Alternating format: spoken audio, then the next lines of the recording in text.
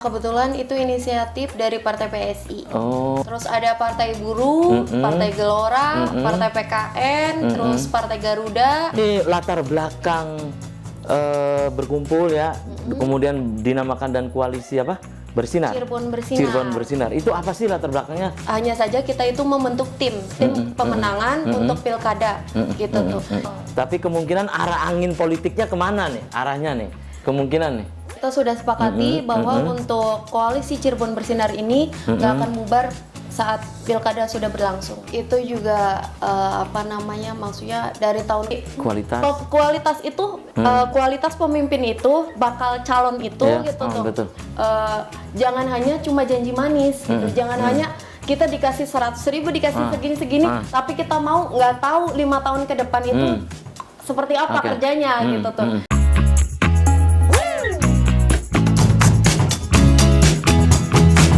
Assalamualaikum warahmatullahi wabarakatuh. Senang sekali saya Afif Rifai hadir kembali di hadapan Anda di podcast Fajar Cirebon TV. Dan kesempatan kali ini yang nanti kita akan bincangkan dengan politisi muda. Ini sedulur Fajar Cirebon, dan politisi muda yang satu ini saat ini sedulur Fajar Cirebon memimpin sebuah partai baru yang tentunya sedulur Fajar Cirebon, partai baru ini meroket dengan cepat ya, Partai Solidaritas Indonesia. Dan di sebelah saya ada Fakhrun Nisa Fatihah, biasa dipanggil dengan Mbak Nisa. Apa kabarnya Mbak Nisa? Tuh, Nisa. Alhamdulillah baik. Oke, Mbak Nisa. Kemarin itu ada kumpul-kumpul ya, yang kumpul bareng partai-partai non-parlemen ya. Itu atas inisiatif siapa kemarin kumpul-kumpul itu? Ya, kebetulan itu inisiatif dari Partai PSI. Oh, kemarin itu kemarin kumpul kemudian langsung digelar atau memang ngobrol dulu, mematangkan dulu atau bagaimana Mbak Nisa? Pas tanggal 4 Mei kemarin itu kan kita mengadakan perkumpulan di Bima ya tempatnya. Kita langsung sepakat untuk membentuk koalisi. Dan koalisi itu namanya Cirebon Bersinar. Cirebon Bersinar. Iya. Dan itu terdiri dari partai-partai non-parlemen? Betul, partai-partai non-parlemen, dan ada satu partai yang bukan peserta pemilu sih. Tentunya kan ikut bergabung juga. Itu kemarin yang kumpul berapa partai? Ada 12. Mbak Nisa? 12 partai. 12 partai di Kabupaten Cirebon. Itu bisa disebutkan diantaranya partai apa saja? PSI sebagai inisiator ya. Terus ada Partai Buruh, Partai Gelora, Partai PKN, terus Partai Garuda, terus P3, ada lagi untuk Partai PBB gitu. Dan kebetulan Partai Prima juga ikut ngumpul juga. Dan Mbak Nisa, ini latar belakang berkumpul ya, kemudian dinamakan dan koalisi apa? Bersinar. Cirebon Bersinar. Cirebon Bersinar. Itu apa sih latar belakangnya kumpul-kumpul begitu? Ya, kebetulan untuk latar belakang dari koalisi Cirebon Bersinar ini, kita itu membentuk, meskipun ya belum ada di parlemen, belum mempunyai kursi di DPRD juga, tapi kita itu ikut pengen Kabupaten Cirebon itu menjadi lebih baik, makanya ikut untuk pilkada gitu, untuk meramaikan pilkada di Kabupaten Cirebon. Dan saya dengar-dengar nih ya, dari bocoran halus yang ke saya, bahwa Mbak Nisa ini sebagai ketua DPD ya, DPD PSI Kabupaten Cirebon, itu diajukan untuk menjadi wakil Bupati Cirebon, calon wakil Bupati Cirebon. Apa betul? Oleh koalisi Cirebon Bersinar itu? Ya, itu belum terlalu matang sih obrolannya. Belum sampai ke situ ya. Insya Allah lah ya. Tapi yang jelas untuk koalisi Cirebon Bersinar ini ya ada kader-kader yang mungkin akan ikut juga gitu tuh meramaikan pilkada Kabupaten Cirebon. Tapi nama-namanya sih belum belum ya. Karena semua itu kan kesepakatan bersama gitu. Jadi kita nggak bisa menentukan. Apakah koalisi Kabupaten Bersinar ini partai-partai non-parlemen juga nanti akan memberikan dukungan juga ke salah satu bakal calon bupati dan wakil bupati? Belum juga? Ya, pasti mendukung gitu tuh. Dan ada juga ke siapa nih arahnya nih? Belum juga. Dulu, Tapi ya, sudah ada kemungkinan ke siapa? Sudah ada, hanya saja kita juga belum membuka secara terang-terangan gitu. Kita juga Mengapa tidak membuka terang-terangan nih? surprise kali ya. Oh, surprise. Nanti jadi lihat seiring berjalannya waktu aja gitu. Karena kan untuk pilkada ini juga yang mendaftar ke partai-partai yang parlemen kan belum dimunculkan semua gitu kan gitu. Yang jelas kita meskipun tidak bisa mengusung tapi kita bisa mendukung untuk pilkada ini. Oke, dan Mbak Nisa, jadi ini inisiator PSI. Nanti itu koalisi Kabupaten Cirebon Bersinar ini akan membuka pendaftaran juga untuk calon bupati atau wakil bupati. Kalau untuk membuka sih karena enggak ya, karena untuk partai non parlemen ini kan kita nggak bisa mengusung, jadi Betul. kita hanya Parliamentary bisa mendukung. threshold ya. Iya, jadi untuk hanya saja kita itu membentuk tim pemenangan untuk pilkada gitu tuh. Jadi nanti kita akan menentukan arahnya kemana untuk arah dukungannya nantinya arah dukungannya kemana gitu tuh. Jadi ini betul-betul harus matang ini nanti ya. Arahnya kemana? Betul. Tapi kemungkinan arah angin politiknya kemana nih? Arahnya nih, kemungkinan nih. Ya itu sih nanti ya. Mas Freddy yang nanti yang akan ini ya, betul, nanti. sama Mas Agus nantinya ya, Betul. tentunya nanti ini ya, yang akan mengkalkulasi bagaimana gitu ya. Ya, tentunya juga atas kesepakatan dari 12 partai itu gitu. Kita juga nggak bisa menentukan harus ke sini dan semua harus ikut, enggak. Tapi saya sebagai ketuanya juga membuka ke partai-partai yang gabung di koalisi itu siapa yang akan kita dukung gitu, tentunya kita sepakati bersama dulu gitu. Oke, Mbak Nisa, ini kan koalisi masih bareng nih. Ketika nanti pelaksanaan pilkada, koalisi Kabupaten Cirebon Bersinar ini akan bubar atau tetap nanti Tentunya tidak. Kita tetap berjalan gitu tuh. Jadi sambil mengawasi untuk pemerintah di Kabupaten Cirebon gitu. Tentunya nggak akan bubar pas saat pilkada. Gitu. Jadi ini tetap akan berkelanjutan lah. Ini kan belajar dari 2013 yang lalu, saat itu memang ada koalisi partai non parlemen ya, tapi tidak ada namanya. Seperti saat ini kan sudah ada namanya tuh 2024 itu kan, koalisi Kabupaten Cirebon Bersinar kan. Nah itu kalau selesai pilkada ya selesai gitu. Kalau ini tidak. Kabupaten Cirebon Bersinar ini. Kita sudah sepakati bahwa untuk koalisi Cirebon Bersinar ini nggak akan bubar saat pilkada sudah berlangsung. Tetap permanen nantinya. Tetap. Dipermanenkan ya. Insya Allah kita bakal terus berkelanjutan dan ikut membangun Kabupaten Cirebon juga gitu tuh. Meskipun kita itu belum ada di kursi DPRD atau belum ada keterwakilan ya. Oke, Mbak Nisa kan sosok perempuan nih, masih muda, tentunya nih perempuan tangguh ya. Menurut Anda nih, Mbak Nisa ya, gagasan pemikiran Anda seperti apa? Karena saat ini kan banyak tuh perempuan yang aktif sebagai caleg, kemudian terpilih. Seperti apa menurut Mbak Nisa? Ya, menurut saya sih ya, saya sebagai sesama kaum perempuan gitu kan? Ya, kita sebagai perempuan itu jangan, karena kan sekarang banyak banget ya perempuan-perempuan di Indonesia ya, di dunia lah gitu tuh. Kalau di politik itu kebanyakan kan laki-laki gitu tuh.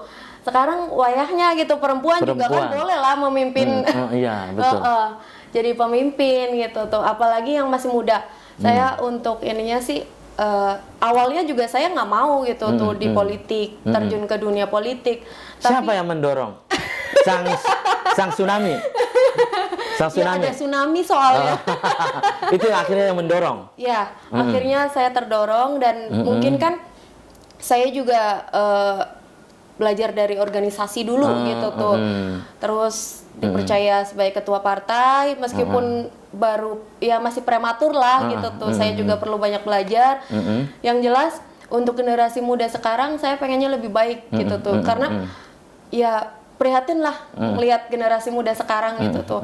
Yang kalau misalkan ada pemilu atau pilkada itu tuh hanya diininya dengan dapat apa sih gitu. Kalau saya milih apa, tapi saya nggak pengen merubah mindset Oke, itu. pendidikan politik ini ya. Pendidikan politiknya gitu. Meskipun saya belum terlalu paham untuk politik, tapi saya juga ya terus belajar lah gitu.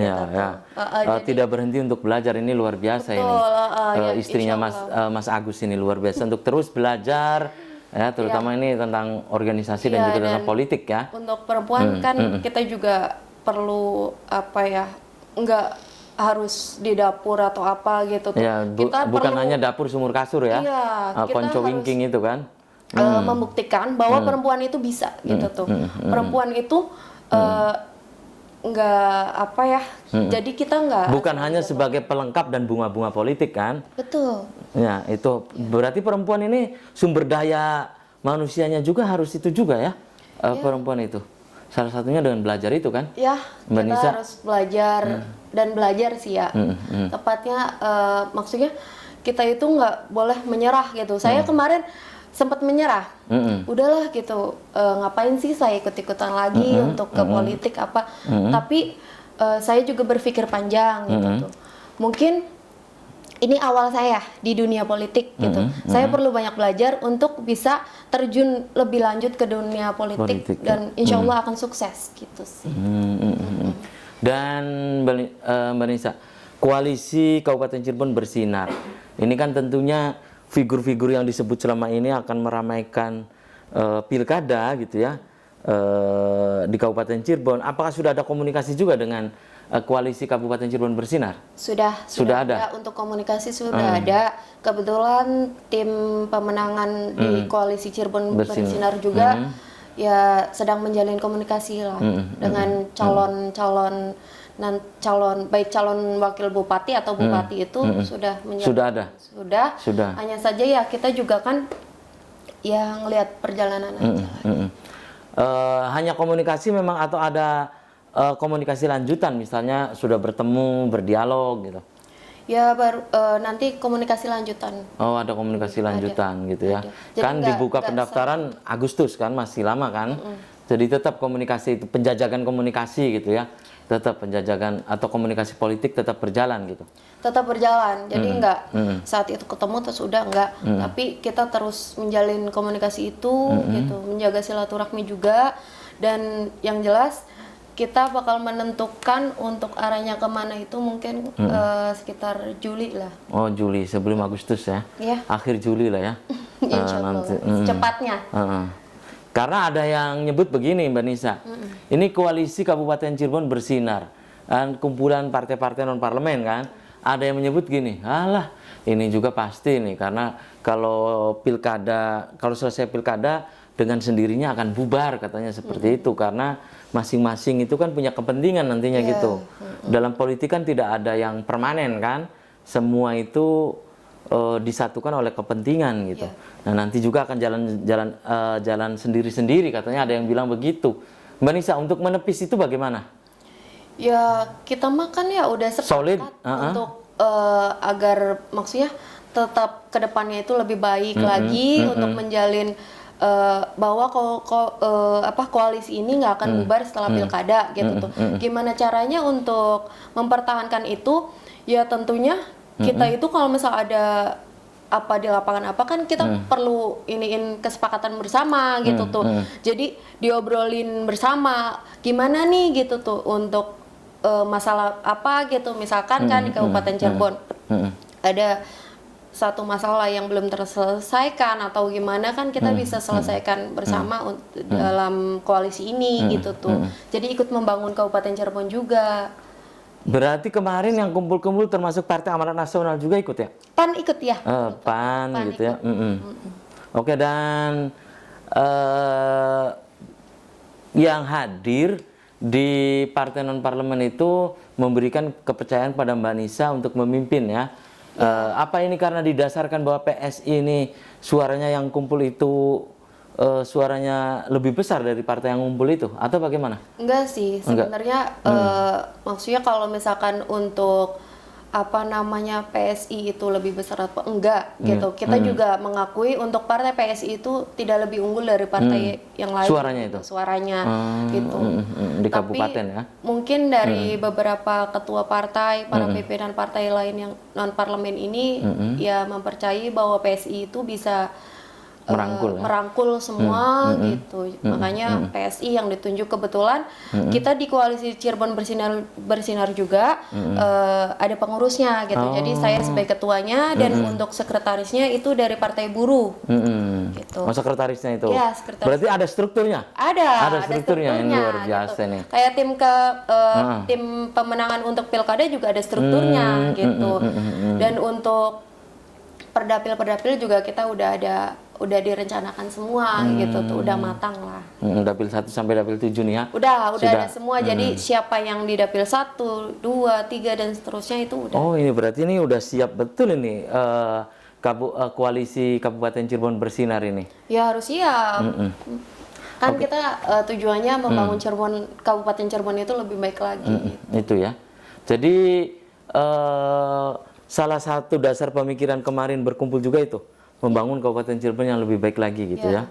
Oke, menurut Mbak Nisa, ini kan Mbak Nisa saat ini figur muda, brandingnya nih figur muda sebagai politisi muda juga nih, udah jadi politisi muda ini saat ini nih. Ya, menurut Anda apa yang mesti untuk Kabupaten Cirebon itu ke depan itu yang mesti oleh bupatinya itu apa yang mesti harus dilakukan?